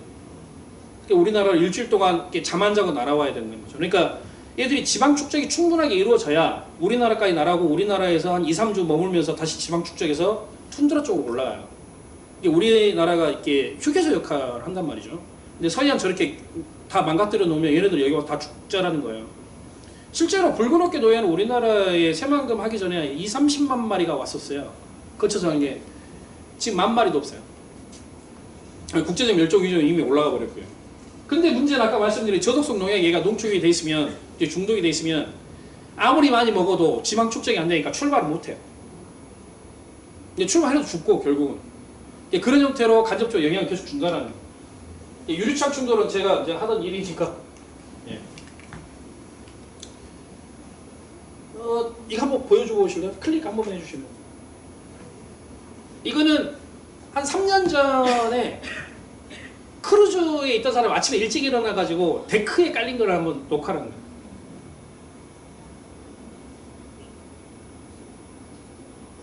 얘네들이 그 4월 달하고 9월, 10월 달에 바다를 건너가거든요. 근데 바다가 밤바다잖아요. 쉴 데 없으니까. 근데 불빛이 있으면 모여듭니다. 근데 크루즈선에서 불빛이 확 낼 거잖아요. 근데 예를 들면 그날 약간 먹구름이 낀 거죠.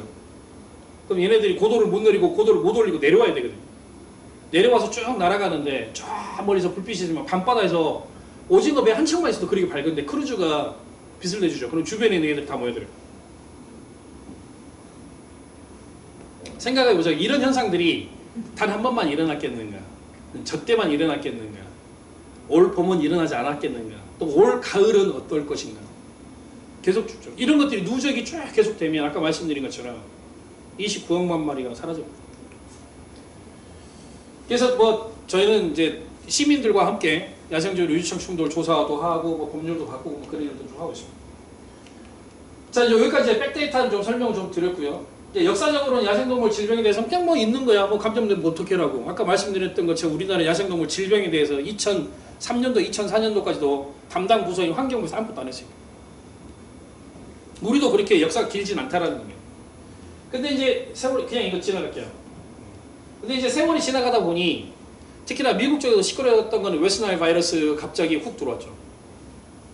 유전자 추적을 해보니까 이스라엘 텔아비브에 있던 바이러스와 유사하게 들어왔고 이게 이제 공항을 통해서 모기를 통해서 들어온 걸로 확인돼요. 구름 보이시죠? 저게 구름일까요? 끝에 쫙 따라가 보면 전부 다 땅에 붙어 있잖아요. 산불입니다, 산불. 인공위성으로 찍은 브라질 쪽 아마존 타고 있는 거 보이시죠? 1년에 8만 건씩 화재가 발생. 근데 저 화재의 가장 재밌는 특징 중에 하나는 농경지 주변에서 나요. 왜일까요? 산림 화재인데 농경지 주변에 납니다. 열대우림을 손을 못 대게 돼 있어요. 근데 저 화재를 내버립니다. 그러면 다 타버리잖아요. 그러면 농경을 지을 수 있죠. 그럼 저거 싹 밀어내가 뭐 하느냐? 대두 심어요. 그 대두 누가 먹게요? 가축이 먹어요. 가축이 먹고 자란 소고기를 우리가 먹죠. 결국 우리가 열대우림을 계속 없애고 있는 걸로 간접적 영향이 계속 이루어집니다. 아무튼 불타는 거 뭐 계속 발생하는 문제고요.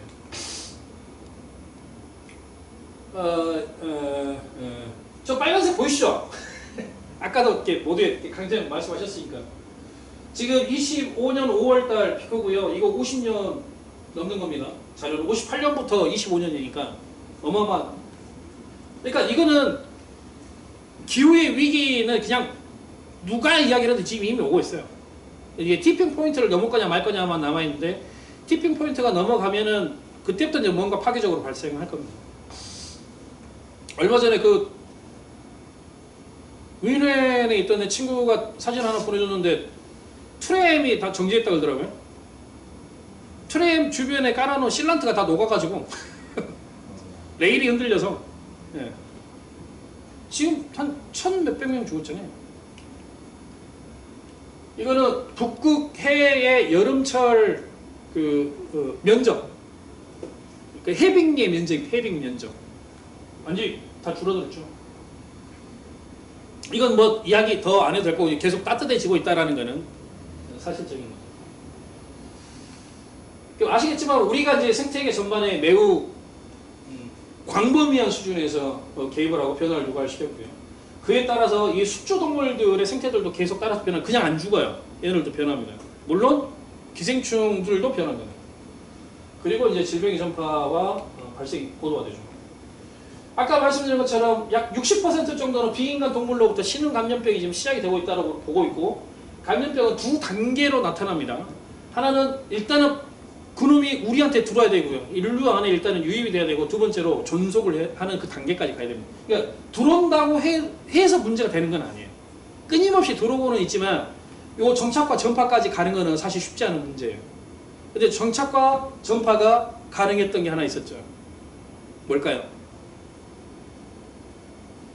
코로나19 경험해 보셨잖아요. 불과 얼마 전에.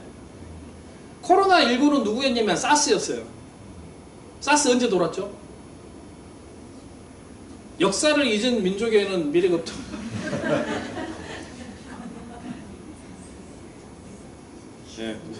예, 15년도에 돌았잖아요. 15년도.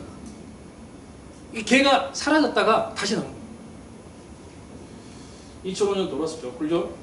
그 다음에 이제 상호작용이 계속 증가를 해오는 그런 특성들이 있습니다. 그럼 출현 이유는 뭐냐? 엄청 많죠. 예를 들면 미생물, 뭐 생태의 변화, 인구 증가, 활동 변화, 뭐 기술 보건. 저는 여행 교육 이것도 매우 중요하다고 보거든요. 예를 들면 스페인 독감 기억하시나요? 스페인 독감 언제 발생했죠? 이게 1차 세계대전. 그냥 이렇게 생각하죠. 1차 세계대전 때 발생했잖아요. 스페인에서 발생했죠. 그럼요. 스페인 독감 원래 발생한 데 어딘데요? 미국이에요, 미국. 미국에 발생했는데 얘네들이 그거 모르니까 배 태워서 병사들 보낸 거예요. 근데 얘네들이 독감이 다 번지고를 알고 있었는데 서로 이야기하면 사기가 떨어질까 쉬쉬하고 있었는데 스페인은 중립국. 우리 독감 돌아. 너네야, 씨. 이게 한국에 왔을까요, 안 왔을까요? 옵니다. 오는데 2년인가 3년인가 걸려요. 왜 그랬을까요? 당시 한국은, 이렇게 조선은 그렇게 많이 외부로도 노출이 안 돼 있었고, 그죠? 전 세계적으로도 이렇게 인류의 이동이 그렇게 자유롭지 않았잖아요. 코로나19가 남미 들어가는데 몇 개월 걸린지 아세요? 2개월. 코로나19가 중국에서 발병을 하고 나서 남미까지 치고 들어가는데 2개월 걸리죠. 그러니까 저는 이게 지금 현대 사회에서는 우리의 이 이동 능력이 어마어마한 영향을 더 주고 있다라고 생각이 듭니다. 그래서 이거는 엊그저께 다운받아 본 건데 25년 8월 11일까지 그 UK에서 만들어 놓은 그 질병 자료인데요. 파란 거는 새로 나온 거예요. 그 빨간 거는 기존에 알려진 건데 새로운 지역에서 나온 거예요. 이런 겁니다. 새로운 지역이 나온 지 어마어마하게 늘어났잖아요. 그죠? 24년도. 그래도 마찬가지고. 최근에 이것도 또 그 크린 콩고 출혈열이 또 각광을 받는 것 같더라고요. 치사율도 꽤 있는 것 같고. 자, 계속 출혈하고 전 세계적으로 맵으로 보면 이렇게 나옵니다. 아주 난리 법석이죠.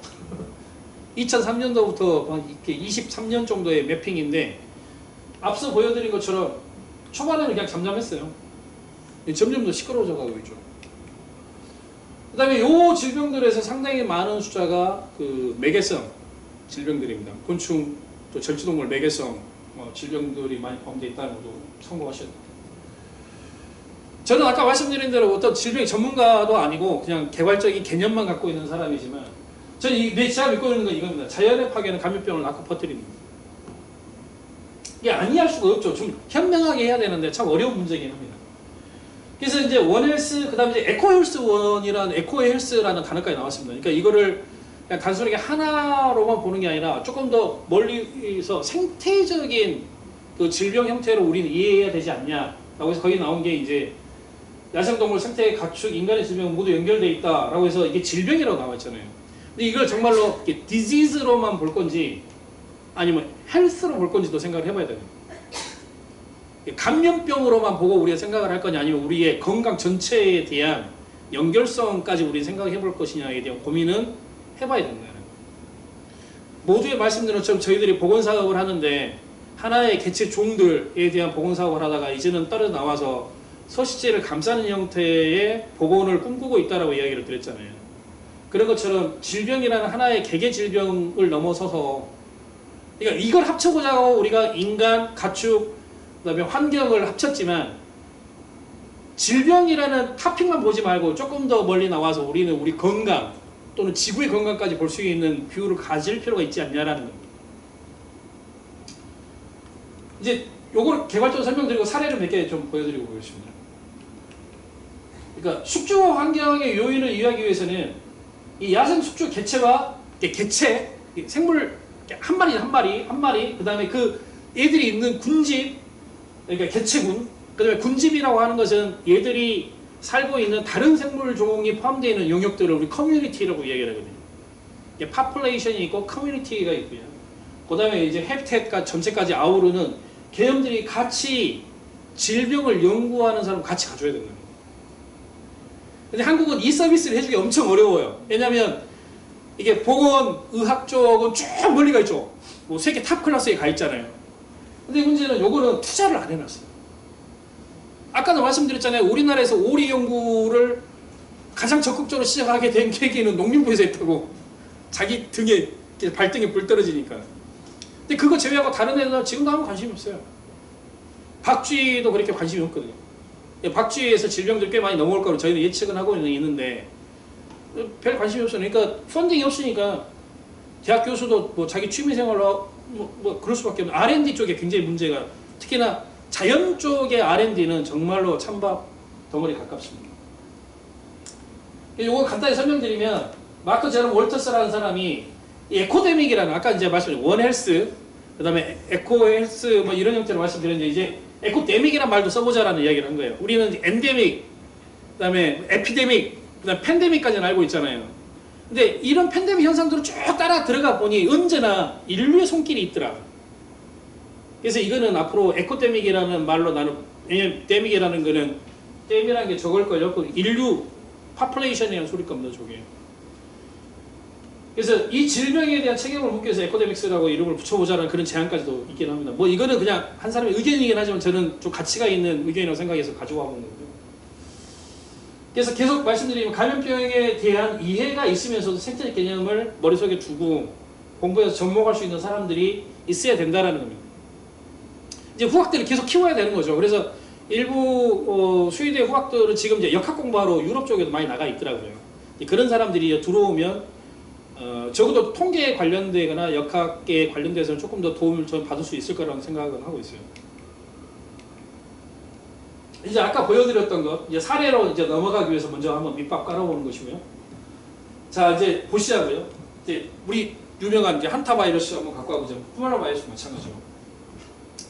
군집 생태에 적용을 할 때 어떤 동물이 어떻게 서식하는지가 질병이 왜 중요한가에 고민을 좀 해봐야 되는데 이 병원체들이 숙주 선택성들을 가지고 있어요. 일반적으로는 나는 얘만 좋아, 그다음에 이 종만 좋아, 이제 이런 형태로 있는데 얘들이 바보가 아니라는 거예요. 그러니까 다양한 배들이 있는데 이 배들이 다 침몰을 하고 예를 들면 크루즈선들만 남는 거예요. 그럼 얘네들은 크루즈선을 예전에 잘 안 탔는데 먹고 살아야 되기 때문에 크루즈선으로만 올라타 버릴 수 있다는 거예요. 그래서 이 제너럴리스트 숙주에 얘들이 적용해 버리면 우리 도심지에 많은 그 시궁지들에 올라타 버리고 너구리에 올라타 버리면 순식간에 다른 형태로 질병의 패턴이 전파의 패턴이 바뀔 수 있다라는 것들을 이야기합니다. 그러니까 숙주의 선택성을 갖고 있는데 이게 전환될 개연성이 높다라는 고민이 있죠. 희석효과 혹시 들어보셨는지 모르겠습니다. 그러니까 아까 말씀드린 대로 여기에 쥐새끼로 설명을 드릴게요. 쥐 몇 마리만 있으면 이렇게 상황이 안 좋죠. 쥐 몇 마리밖에 없으니까. 그러면 거의 질병들이 별로 오가지 않아요.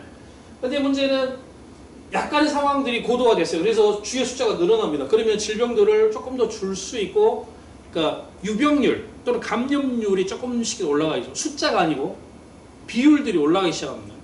근데 이게 극단화되게 되면 다 걸린다는 거예요. 제가 이런 퀴즈 내보거든요. 이 교실에 5명이 있습니다. 5명이 있는데 한 명이서 일주일 이내에 다른 한 명한테 질병을 옮길 수가 있어요. 이제 이런 류의 질병인 거예요. 감염률이 일주일 지나면은 한 20% 감염을 시킬 수 있는 능력이라고 하자고요. 근데 여기에 50명이 있어요. 어떻게 될까요? 일주일 지나면 몇 명 감염될까요?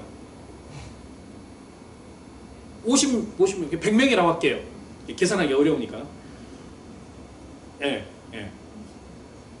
그러면 비율대로 하게 되면 20명 감염되는 거잖아요. 근데 실제로 일주일 지나면 어떻게 되게요? 다 감염되세요.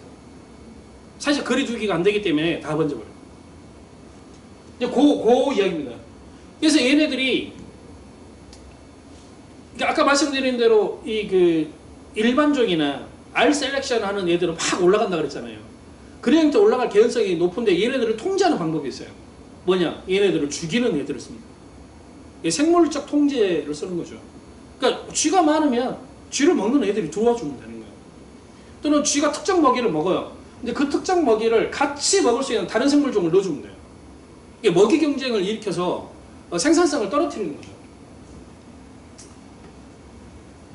그 푸말라 바이러스 연구를 놓고 보면 종의 다양성이 낮은 서식지일수록 숙주 감염률이 올라간다. 아까 말씀드린 것처럼. 종 다양성이 낮다라고 하는 것은 특정 종의 우점률이 높다라는 소리를 의미하니까 이제 그렇게 되면 숙주 감염률이 올라가게 됩니다. 근데 또 여기서 무슨 문제들이 생기냐면 포식자와 경쟁자가 없잖아요. 그러면 용감한 애들이 생긴다는 겁니다. 야생에서 용감한 애들은 주로 어떻게 될까요? 죽어요. 쥐가 막 돌아다니면 안 돼요. 낮에 죽어요. 숨어 있어야 돼요. 기회를 봐야 돼요. 근데 이 중에서 용감한 애들이 생기면 용감한 애들은 비정상적 행동을 하거나 꽤나 멀리 이동할 수가 있습니다. 원래 멀리 가면 안 되는데 멀리 가도, 예를 들면 5월 달에 로드킬 피크가 한번 쭉 올라가거든요. 우리나라가 로드킬 피크가 2번 올라가고 5월 달에 한번 올라가고 10월 달에 올라갑니다. 10월 달에는 농경지 추수가 있기 때문에 서식지가 교란돼서 나온다고 보고 있고요. 5월 달 피크가 재밌습니다. 5월 달 피크, 예를 들어서 5월 달에 고라니 200마리를 로드킬 된 애를 모았어요. 뭐 계산하면 어떻게 나오냐면 절반이 작년에 태어난 순놈입니다. 절반이, 이게 순놈 비율이 훨씬 더 높긴 한데 이게 100마리를 갖다 놓고 절반 딱 쳐서 이 50마리는 작년 6월 달에 태어난 순놈이에요. 왜냐하면 요 시기에 분산이 일어납니다. 그러니까 자기 엄마 아빠 구역에서 떨어져 나가서 멀리 가야 돼요. 그러니까 계속 이동하잖아요. 계속 이동을 하니까 만나는 게 도로예요. 그러니까 죽는 거죠. 많이 건너면 많이 건널수록 죽는 거니까.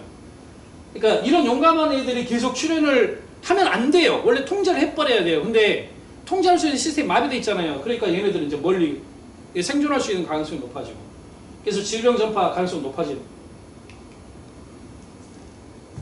그래서 한탄 바이러스 신종 출혈과 관련해가지고 그 보건복지부 뭐 복지 무슨 포털 있어가지고 들어가봤더니 이제 이런 거 나와 있습니다.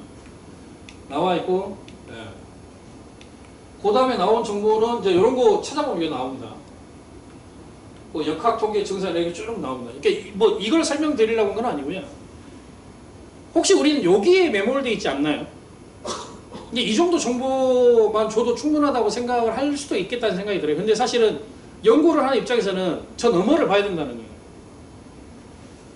그러니까 역학통계 또는 증상 또는 진단은 어떻게 하고 검사는 어떻게 해내고 그다음에 예방 뭐 접종 뭐 치료는 어떻게 해 여기서 끝나는 거로 우리는 가서는 안 된다는 거예요. 우리가 원헬스를 이야기를 한다면 이 질병이 어떤 환경에서 누가 폭발을 시키고 그 생물종은 다른 그 생물종이 살고 있는 환경과 어떤 상호관계를 갖고 얘네들이 늘어나게 되는 그런 그 요인들은 뭔가에 대한 분석들이 이루어져야 된다는 거예요. 해외 사례들 보면 생물과 무생물질 인자를 다 보거든요. 그러니까 자연계 내에서의 계절적 방사의 양상, 먹이자와 설치류 밀도들 계속 같이 보고 있고요. 기후조건 양상 이렇게 다 봐야 돼요. 물론 보건환경 연구원 이거 다 보고 계시다고 저는 생각을 하고 있어요. 근데 그럼에도 불구하고 이제 시간이 지나게 되면 상호작용의 상황의 복잡성을 가중시켜서 예측을 보다 어렵게 만든다라는 문제들은 있긴 합니다. SFTS 라인병 같은 경우는 이게 두 번째 사례인데 전부 다 진드기 매개성 질병이죠. 근데 진드기 매개성 질병도 결국 저희들이 뭐 알고 있는 것처럼 기후변화가 고도화되면 감염률이 폭증할 개연성이 높다라고 이야기를 하고 있지 않습니까? 해외에도 꽤나 오랫동안 이걸 전부 다 보고 기후변화와의 상관관계 계속 보고 있고 그 다음에 동일한 지역에서의 강도가 올라갈 거고 비발생 지역에서의 발생 경향성이 강해질 거라 전부 다 예측을 하고 있습니다. 그래서 아까 말씀드린 그런 희석교육과도 굉장히 필요하다고 생각을 하고 있는 것이고요.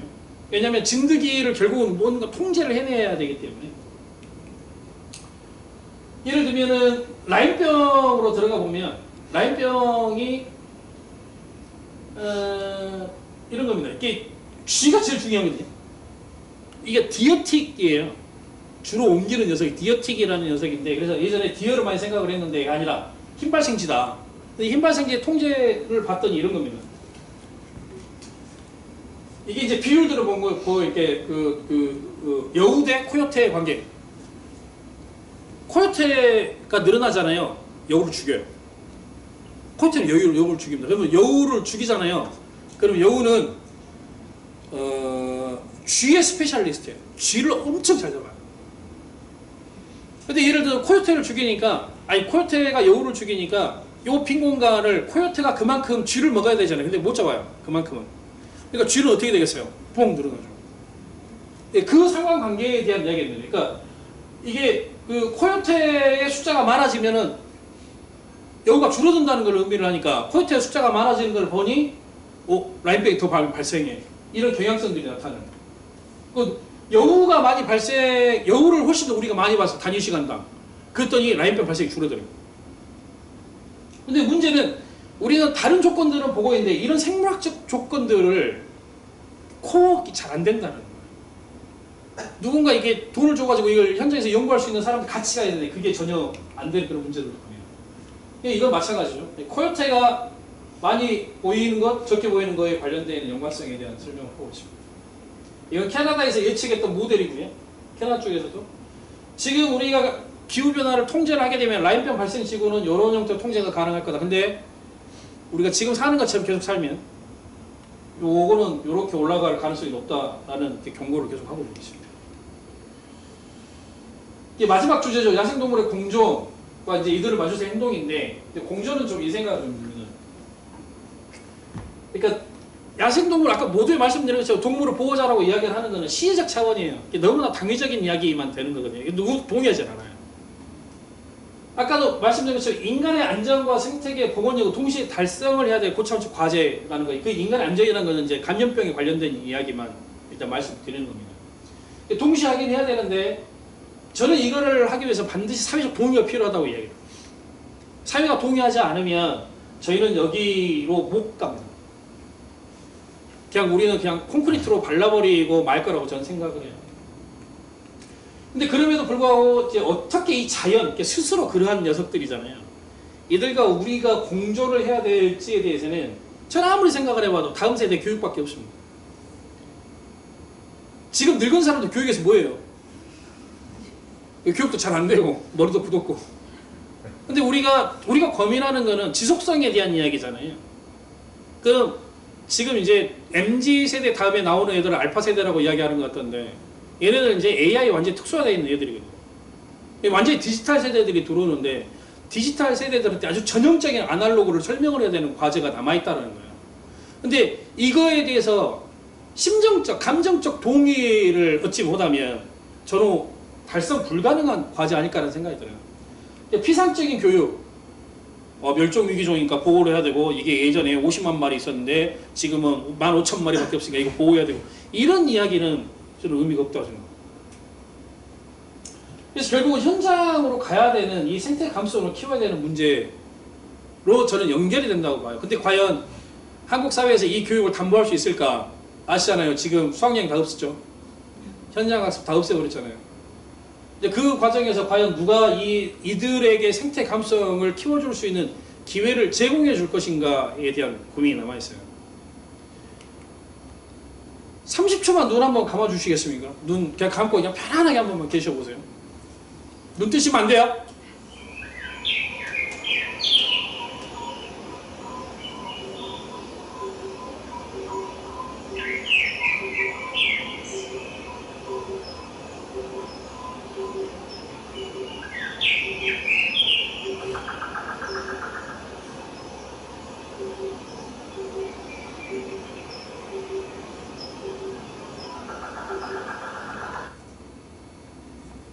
ASMR 잘 들으셨습니까? 졸리시지 않으세요? 그죠? 기분 안 좋으세요? 이게 제가 있는 기관에서 저녁에 퇴근하면서 잠깐 녹음한 겁니다. 근데 이게 청계산만 들어가 보시고요. 조금만 더 이렇게 우리가 아까 말씀드린 여기 와가지고 깜짝 놀랐다고요. 정막. 이런 환경 이렇게 살림은 숲은 잘 가꿔져 있는데 사실 이런 소리가 거세되어 있는 환경에서 사는 거는 좀 불행한 거 아닐까요? 근데 이거는 제가 방금 디지털로 들려드렸잖아요. 근데 이거를 실제로 거기에서 내 뺨을 스치고 지나가는 바람을 맞아보고 저 멀리 흘러가는 구름도 좀 바라볼 수 있는 기회와 함께 이런 소리를 들어보거나 또는 경우에 따라서 300년 돼 있는 소나무들이 꽉 차 있는 울진 소광리 금강송 군락에 들어가서 기회가 된다면 산양이 절벽 위에서 넌지시 앉았다가 간 흔적들이 남아있는 공간에 내가 같이 한번 앉아서 그 소나무 숲에서 지나가는 그 소리가 엄청 좋거든요. 그런 소리를 들으면서 따뜻한 벼슬 한번 쬐보는 그런 경험을 한 번이라도 갖는다라면 전 세상 좀 바뀔 거라고 생각을 해요. 근데 우리는 너무 디지털화 돼가고 있고 아까도 말씀드린 것처럼 불과 한 60년, 70년 만에 우리는 모든 것을 완전히 다 바꿔버린 세상으로 와버렸다는 거죠. 다시 빨리 좀 야생을 느껴볼 수 있는 기회들을 아이들한테 주는 준비를 해야만 우리도 공존에 대한 이야기를 할 수 있다고 생각합니다. 야생동물과 마주쳤을 때 하셔야 되는 것은 사회적 거리두기입니다. 만지지 마세요. 너 주지 마세요. 그냥 즐기세요. 소리 듣고 살펴보고 그냥 카메라로 사진만 찍으세요. 여러분이 멧돼지를 만날 일은 없으십니다.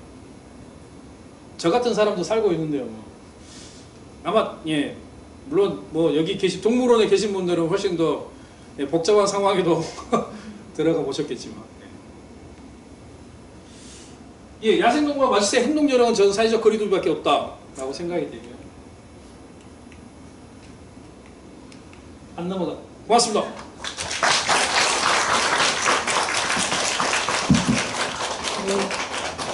네, 강의 들으면서 오늘의 키워드를 좀 적어보니까 생물종 다양성, 희석 효과.